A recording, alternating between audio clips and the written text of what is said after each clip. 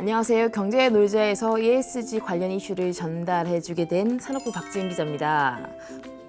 네, 저희 채널에서 ESG 코너를 깨따투라는 이름으로 만들게 됐습니다. 깨끗하고 따뜻하고 투명한 기업 프로젝트라는 뜻인데요. 첫 회 주제를 뭘로 할까 좀 고민을 하다가요. 지금 ESG 현재 상황과 그 트렌드에 대해서 좀 얘기를 해보려고 합니다. ESG 경영이 이제 기업하는 사람들에겐 좀 필수적인 과제가 되고 있습니다. 근데 ESG라는 게 처음에는 좀 기업의 이미지를 좋게 하려고 뭐 이런 식으로 좀 접근이 됐던 것 같아요. 이제 ESG가 밑바탕이 되지 않으면 이제 투자를 받을 수 없다라는 인식이 좀 커진 상태입니다. 좀 원인에 대해서 제가 좀 봤는데 가장 큰 거는 아마 지구 온난화 문제가 좀 심각해지고 있다라는 것들이 좀 공론화되고 이제 사회적으로 좀 합의가 되고 있는 추세인 것 같습니다. 그 기후 변화와 관련된 정부 간의 협의체가 하나 있는데 그게 IPCC라고 하죠. 우리나라 송도에서 2018년에 열렸었는데 그때 당시에 1.5도 특별 보고서라는 게 이제 채택이 됐습니다. 그러니까 1.5도까지만 올라야 된다는 거죠.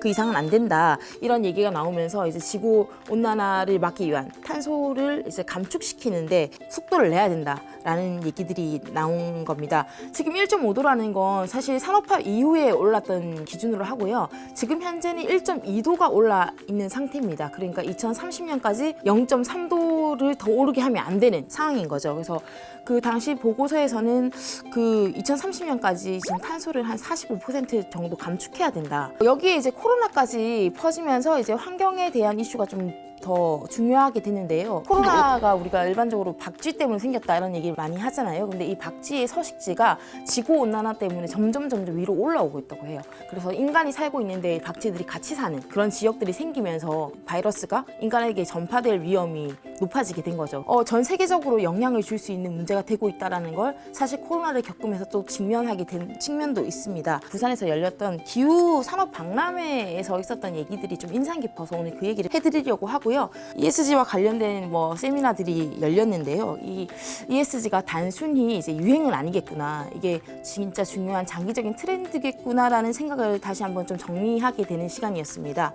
일단 구글에 대해서 좀 얘기를 드리려고 해요. 구글이 이제 ESG 경영을 가장 적극적으로 하고 있는 회사 중에 하나죠. 일단 구글은 2030년까지 넷제로 운영 목표를 가지고 있습니다. 구글이 이런 식으로 최근에도 하고 있지만 원래 예전부터도 100% 재생에너지 사용, 그러니까 아리백을 달성한 회사입니다. 그거 중에 하나로 소개된 게 데이터 센터가 있잖아요. 데이터 센터가 전기를 엄청 많이 먹는 거 다들 아시잖아요. 탄소 중립을 어떻게 실천할 수 있는지에 대한 솔루션도 적극적으로 이제 서비스하겠다고 얘기했습니다. 마이크로소프트에서도 또 얘기를 했는데요. 마이크로소프트는 2050년까지 탄소 중립을 넘어서 자기들이 이때까지 뿜었던 탄소를 퇴수하겠다 라는 계획을 가지고 있습니다. 특이한 게 데이터 센터를 바다에 묻었어요. 열이 엄청 많이 발생하잖아요. 근데 이 열을 식혀주려면 또 막 팬을 돌려야 되니까 거기서 전기가 되게 많이 쓰이는데 바다에 있는 차가운 물로 식히면은 전력의 소모를 좀 덜하지 않을까. 그거를 이제 상용화하겠다는 목표를 좀 가지고 있고요. 회사 내부에서는 이미 탄소세라는 거 도입을 해서 탄소가 얼마나 나오는지를 책정을 해가지고 그 탄소가 나오는 만큼의 비용을 계산을 해서 그만큼을 빼놓는 겁니다. 그래서 그거를 펀드에 넣어서 그 펀드를 가지고 탄소 중립과 관련된 것에 투자를 하는 프로젝트도 하고 있다고 하고요. 이제 마이크로소프트를 우리가 많이 이용하잖아요, 회사에서. 엑셀도 이용하고. 엑셀 너무 옛날 얘기긴 하지만 엑셀이. 이 탄소 중립을 하고 싶어하는 기업들이 사실은 이 탄소 중립을 하기가 쉽지 않은 게 데이터도 되게 많아야 되고 그것들 다 관측하고 모니터링 해야 되는데 그 기업이 이걸 좀 쉽게 할 수 있도록 어떤 솔루션 프로그램을 개발을 해서 이걸 작년에 이제 출시를 했다고 해요. 탄소가 너무 많다, 배출이 너무 많다. 그럼 이거를 어떤 액션을 통해서 줄일 수 있는지까지 액션까지 제공해주는 이런 것들도 하고 있다고 합니다. 이렇게 빅테크 기업들이 그 탄소 감축에 대한 움직임을 과감하게 하고 있다 보니까 사실 우리 기업들도 이제 따라갈 수밖에 없는 상황이고요. 더 중요한 사실은 이게 ESG가 투자를 받기 위한 어떤 개념이었다면 정부 정책에도 이런 게 반영되고 있다는 겁니다.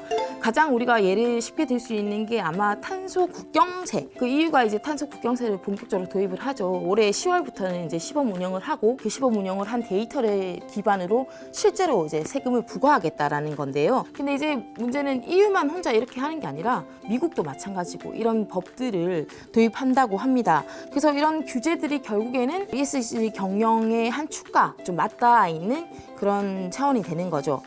이 얘기는 그 김현장 법률사무소에서 나오신 분이 이제 말씀하신 건데요. 그분에 따르면 이제 프랑스도 전기차에 보조금을 주잖아요. 근데 그 보조금을 차등 배분하는데 그 기준이 탄소를 많이 배출하는 나라에서 만들어진 차에는 보조금을 적게 주겠다. 이런 법안을 실제로 발의를 했다고 해요. 이제 탄소 배출하고 연관된 법들이 이제 나오다 보니까 이게 결국에는 기업의 비용이 될 수 있다는 겁니다. 그래서 탄소 배출이 많으면 결론적으로 제품의 이 경쟁력이 줄어들고 비용이 발생하다 보니까 그래서 ESG 중에서도 이가 굉장히 장기적인 흐름이 될 것이다. 물론 S나 G 부분도 굉장히 중요하죠. 소셜이나 뭐 투명한 뭐 지배 구조나 이런 것도 되게 중요한데 지금 현재 상황으로 봤을 때는 ESG 가운데서도 이가 가장 중요하다. 장기적인 어떤 과제가 될 것이다. 이렇게 생각이 됩니다. 그래서 앞으로 저희 깨따투에서는 이런 ESG와 관련된 이야기들 많이 해드릴 거고요. 환경에 대한 얘기도 많이 하겠지만 뭐 사회나 이제 지배 구조와 같은 얘기도 많이 하겠습니다. 궁금한 것을 댓글로 달아주시면 제가 열심히 취재를 해서 알려드리고요. 지구를 우리가 더 지속 가능하게 바꾼다는 게 의미 있는 일이다 보니까 그런 의미 있는 일을 같이 할 수 있도록